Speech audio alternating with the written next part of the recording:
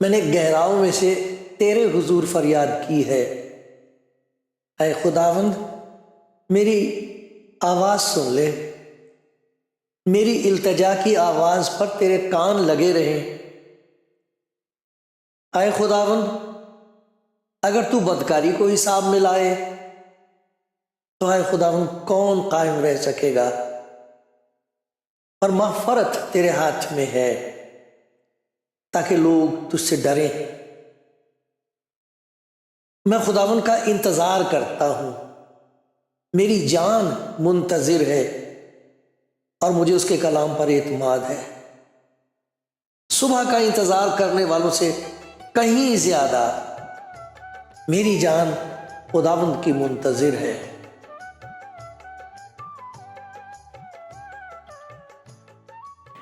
آپ کلام زندگی پروگرام دیکھ رہے ہیں۔ کچھ ایسے بھائی بہن ہیں جو اس پروگرام کو پہلے سے دیکھتے ہیں، میں خدا کا شکر گزار ہوں، میں پھر آ گیا۔ خدا کا شکر ہو آپ کے لیے۔ میں تو نہیں آپ کو دیکھ سکتا، لیکن مجھے معلوم ہے میرا خداوند، آپ کا خداوند آپ کو دیکھ رہا ہے، آپ کی ضرورت کو وہ جانتا ہے، آپ کے حالات کو وہ جانتا ہے، اب وہ آپ کو پیار کرتا ہے۔ شاید کوئی ایسا بھائی یا بہن ہے جو پہلی دفعہ اچانک یہ پروگرام دیکھیں گے، پہلے کبھی نہیں دیکھا تھا۔ خدا کا شکر ہو آپ کے لیے۔ میری دعا یہ ہے کہ خدا مجھ پر رحم کرے اور میری زبان سے جو بھی کچھ بات نکلے اس میں آپ کو خدا کا پیار نظر آئے، خدا کا پیار، کیونکہ وہ آپ کو پیار کرتا ہے اور آج وہ آپ کو ضرور کچھ نہ کچھ ایسی برکت دے گا جو پہلے آپ کے پاس نہیں تھی۔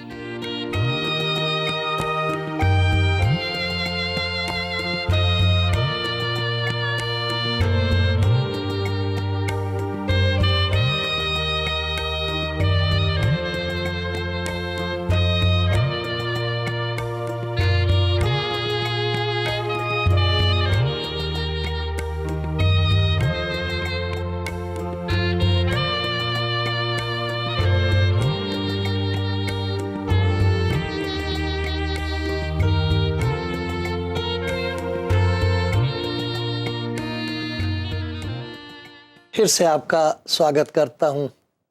یہ کلام زندگی ہے پروگرام جو آپ دیکھ رہے ہیں، اور اس میں خدا کی اس محبت کا ذکر کیا جاتا ہے جو خدا نے تمام دنیا کے انسانوں کے لیے، انسان کے لیے، ہر زمانے کے لیے اپنی محبت کو ظاہر کیا ہے۔ ان باتوں کا ذکر ہوتا ہے جن میں ہم دیکھ سکتے ہیں کہ یہ خدا کا کلام ہے، اس میں خدا کا پیار ہے، یہ خدا کا کام ہے جس میں خدا کا پیار ہے، اور وہ پیار اس نے خداوند یسوع مسیح میں ظاہر کیا ہے۔ خداوند یسوع خدا کا کلام ہے، کلام جس کے وسیلے سے سب کچھ پیدا کیا گیا، وہی کلام ہے جو تھا، جو ہے، ہمیشہ تک رہے گا، کیونکہ وہ خدا کا کلام ہے۔ وہ ہے جو جسم میں ظاہر ہوا ہے، اور اس کا ایک مقصد تھا، کیوں اس دنیا میں آیا وہ۔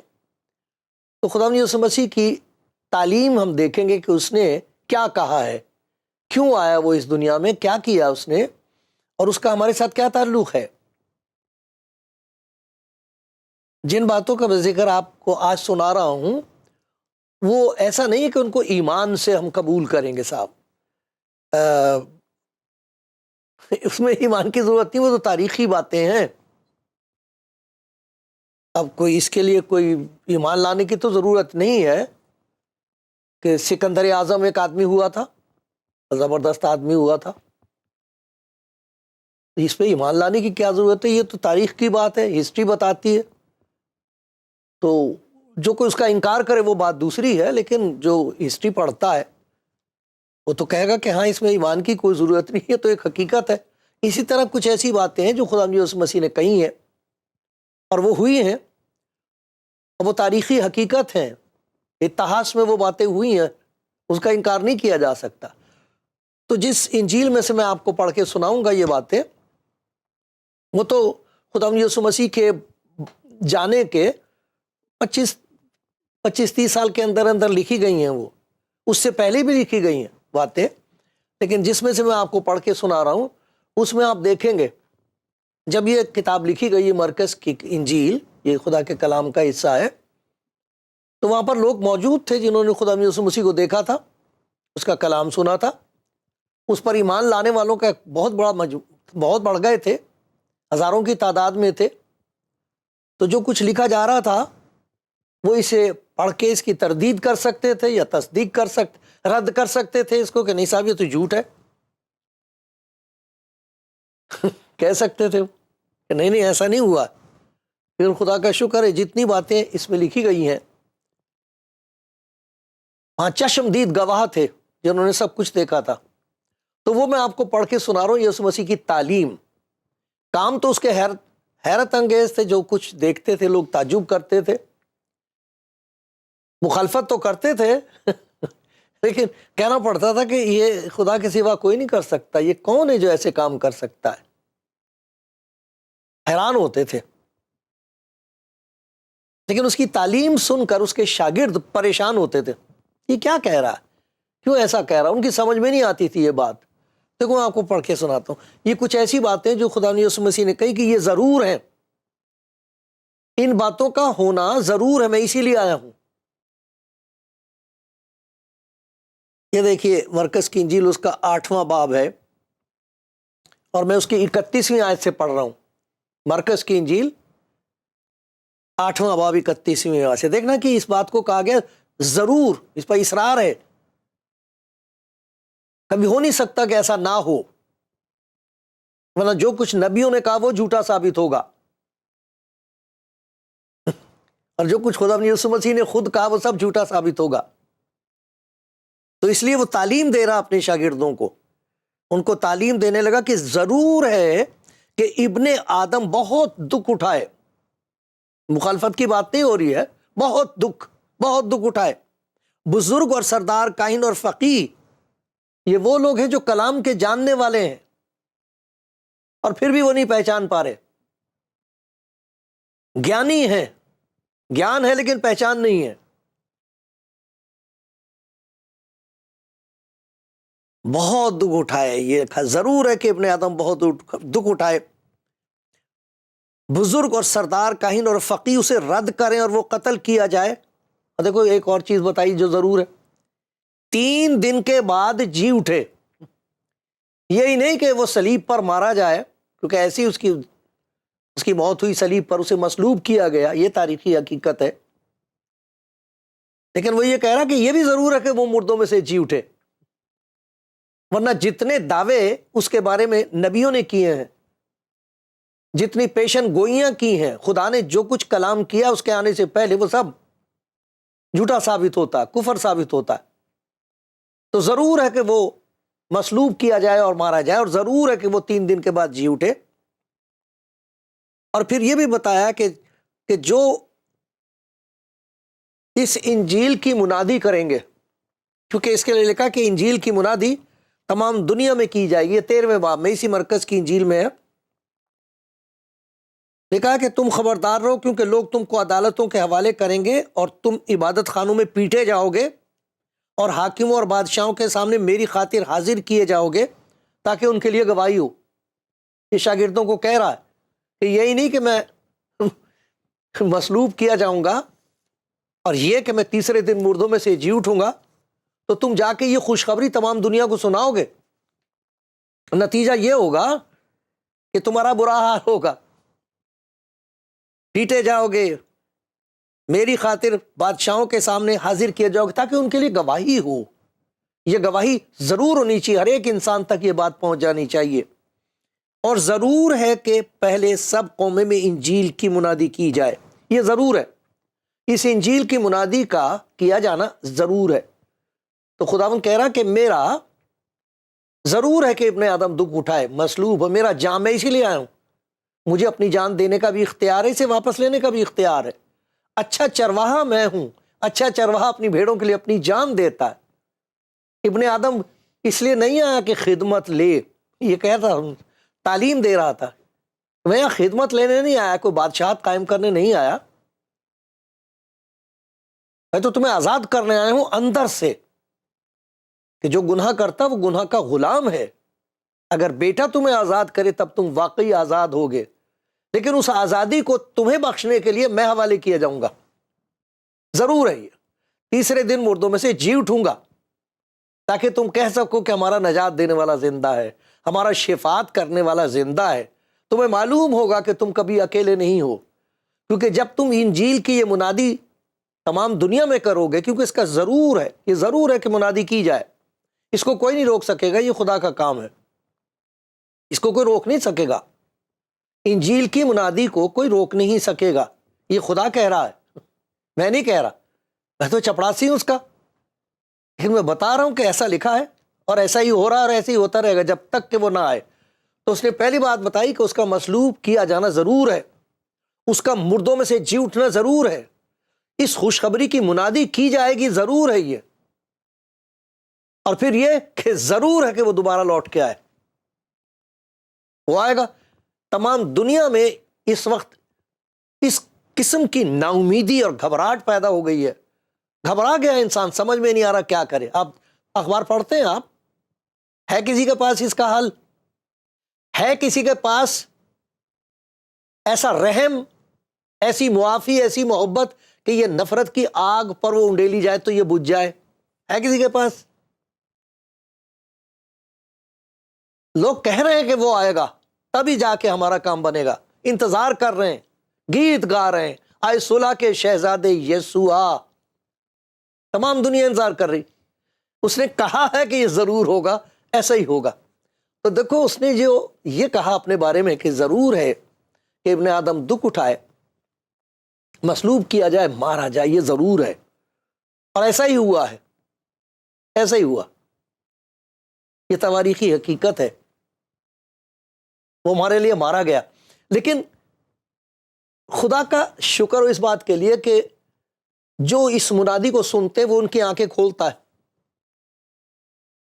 ان کی آنکھیں کھل جاتی ہیں تو ان کو نظر آتا ہے کہ یہ کیا ہو رہا ہے، یہ کون ہے جو مارا جا رہا ہے؟ نہ اس نے گناہ کیا، نہ اس کے منہ سے کبھی کوئی مکر کی بات نکلی،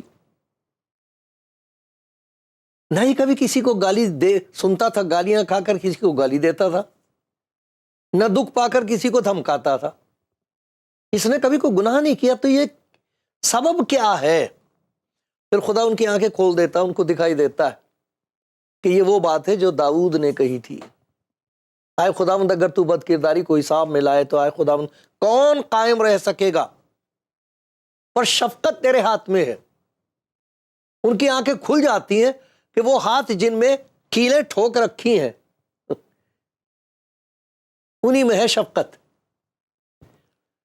انہی میں ہے ہماری نجات کی قدرت۔ اس کے لیے لکھا ہے کہ خدا اپنی محبت کی خوبی ہم پر اس طرح ظاہر کرتا ہے کہ جب ہم گناہ گار ہی تھے تو مسیح ہماری خاطر ہوا۔ یہاں مکاشفے کی ضرورت ہوتی ہے، یہ اس بات کی ضرورت ہوتی ہے کہ خدا اس کا انکشاف کرے، کھول دے، یہ پردہ ہٹ جائے، پہچان سکیں ہم کہ یہ کون ہے۔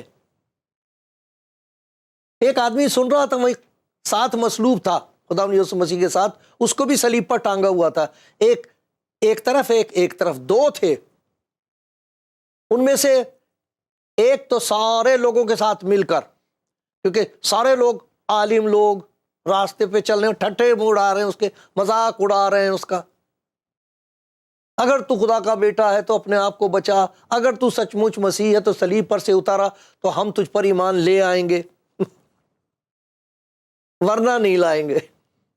خدا یسوع مسیح نے ان کے سامنے اتنے معجزے کیے تھے، مردوں کو زندہ کر دیا تھا، تب ایمان نہ لائے۔ یہ تو خدا کا رحم ہوتا ہے کہ کسی کی آنکھ کھل جائے، کسی کی آنکھ کھل جائے اور وہ پہچان لگے کہ یہ خدا کی وہ محبت ہے جو بیان سے باہر ہے۔ خدا اپنی محبت کی خوبی ہم پر اس طرح ظاہر کرتا ہے کہ جب ہم گناہ گاری تھے تو مسیح میری خاطر، ہماری خاطر صلیب پر مارا گیا ہے۔ ان کی آنکھیں کھل جاتی کہ یہ تو میرے گناہ ہیں، جو اس پر لادے گئے ہیں۔ یہ تو وہ بات ہے جو یوحنا نبی نے کہی تھی، یہ خدا کا برہ ہے جو جہان کا گناہ اٹھا لے جاتا ہے۔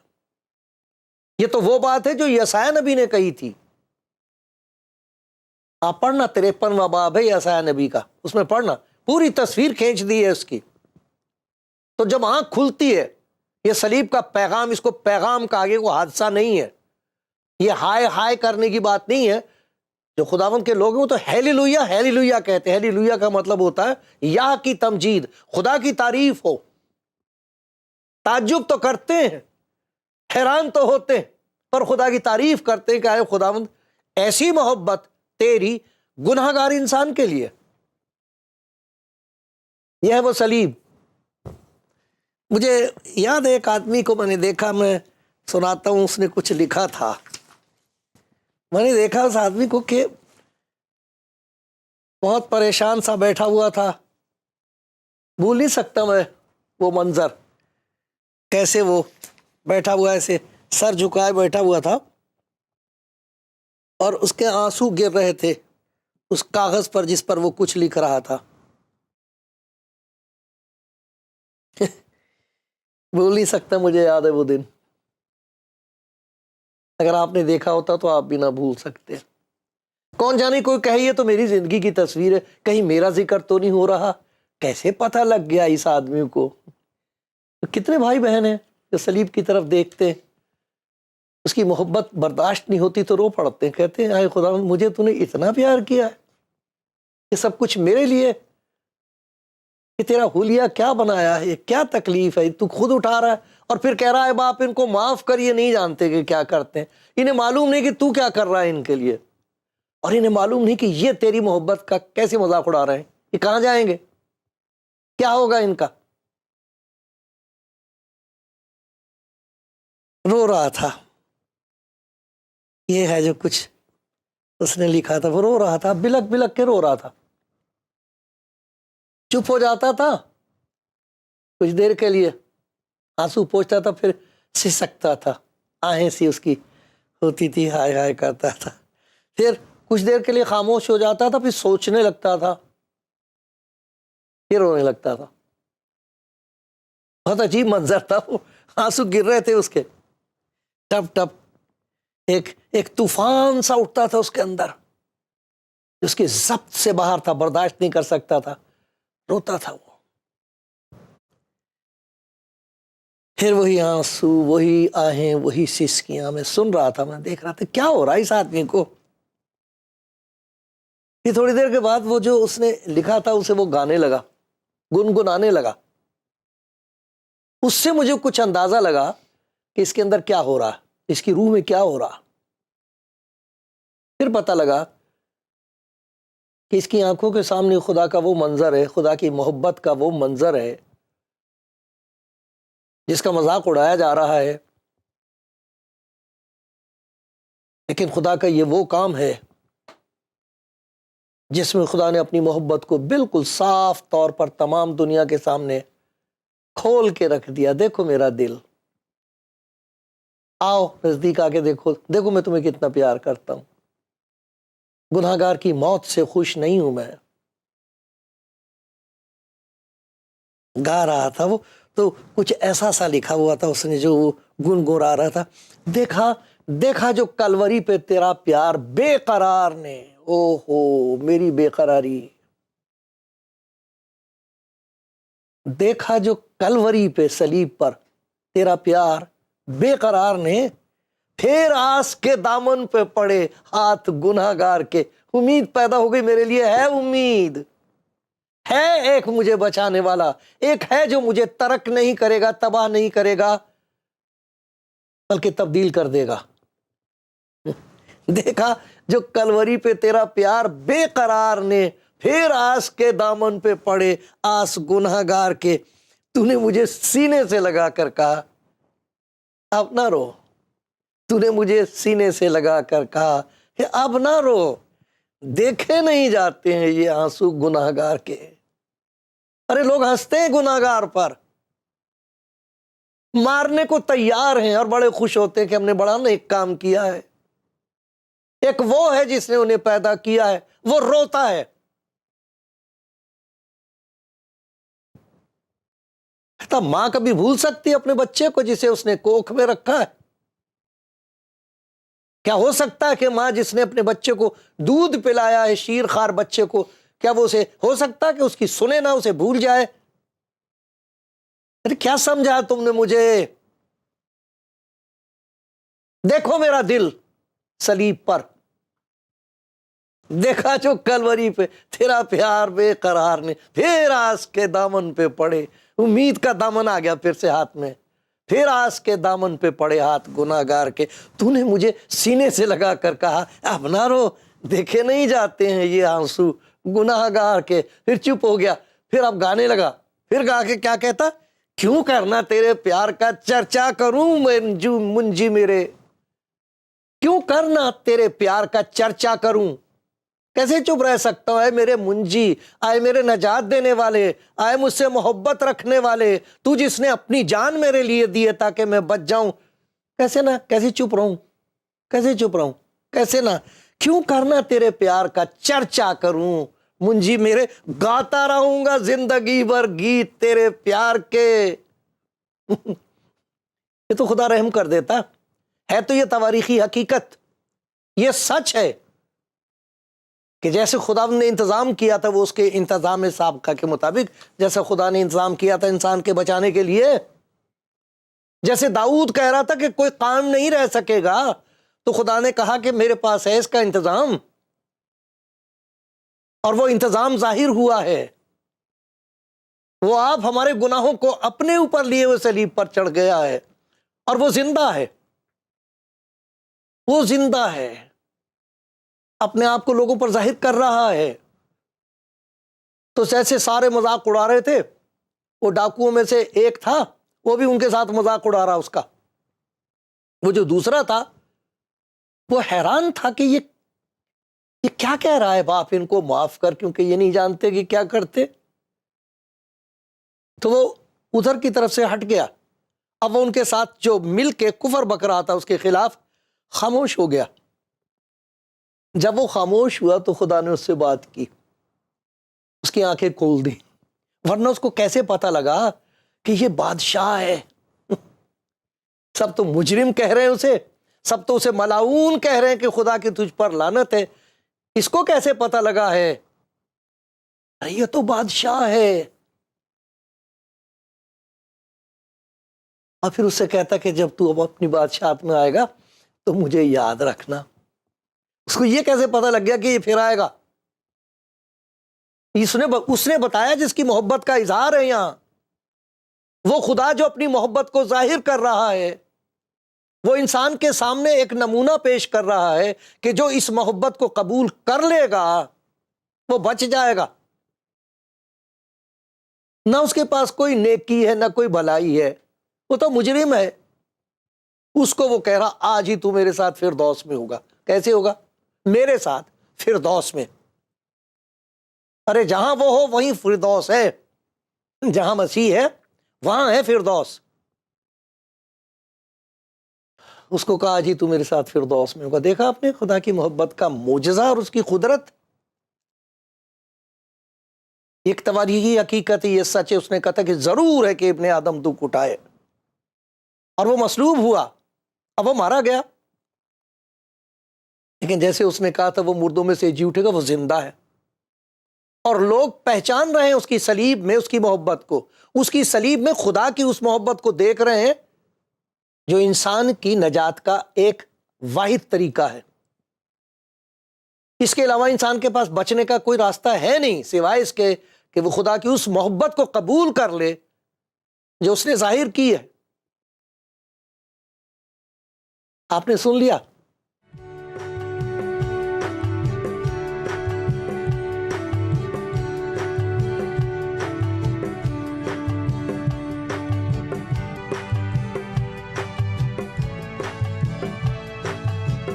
آپ کلام زندگی پروگرام دیکھ رہے ہیں، اور خدا کا شکر گزار ہوں میں کہ میں نے آپ تک وہ بات پہنچا دی کہ اگر خدا آپ پر رحم کرے اور آپ پہچان لیں تو آپ کہیں گے کہ مجھے اس کی ضرورت ہے۔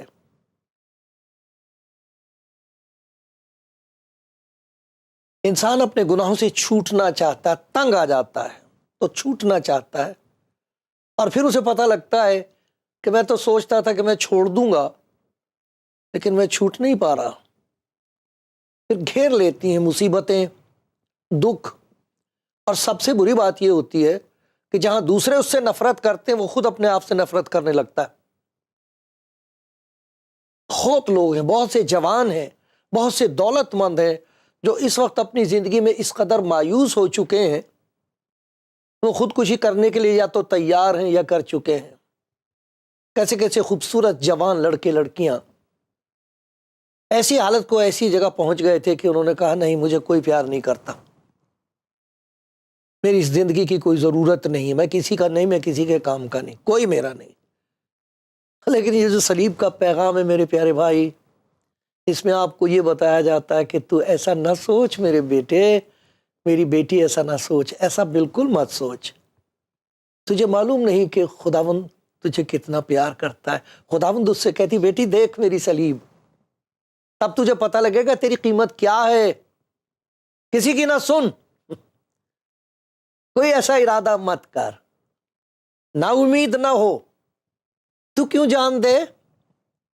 دیکھ میں نے تیرے لیے اپنی جان دی ہے تاکہ تو زندہ رہے۔ یہ کلام زندگی پروگرام ہے۔ خداوند چاہتا ہے کہ آپ کو ایک نئی زندگی بخش دے۔ اتنا کرو، منت کر کے، حکم نہیں دے رہا، منت کر کے کہہ رہا ہوں، چاہیں آپ اگر چاہتے ہو کہ آپ کی زندگی میں خدا کی محبت اتار آئے، اندھیرا جاتا رہے، مایوسی جاتی رہے، شرمندگی دور ہو جائے، شادمانی اتر آئے، خوشی آ جائے، خوشی، تو پھر اس کے پیار کا اعتبار کر کے، یقین کر کے اسے کہہ دو پیارے خداوند یہ ہے میرے گناہ، کیا کروں ان کا؟ وہ کہے گا دے، مجھے دے۔ پھر وہ کہے گا کہ لا، منہ کھول، میں اسے خوب بھر دوں گا، خوشی سے، شکر گزاری سے، اور میں ہمیشہ تیرے ساتھ رہوں گا کیونکہ میں زندہ ہوں۔ تو مت ڈر کیونکہ میں تیرے ساتھ ہوں، ہراساں نہ ہو کیونکہ میں تیرا خدا ہوں، میں تجھے زور بخشوں گا، میں تیری مدد کروں گا، اور اپنی صداقت کے دہنے ہاتھ سے تجھے سنبھالوں گا۔ مت ڈر، صلیب پر دیکھ کہ میں نے تجھے کتنا پیار کیا ہے۔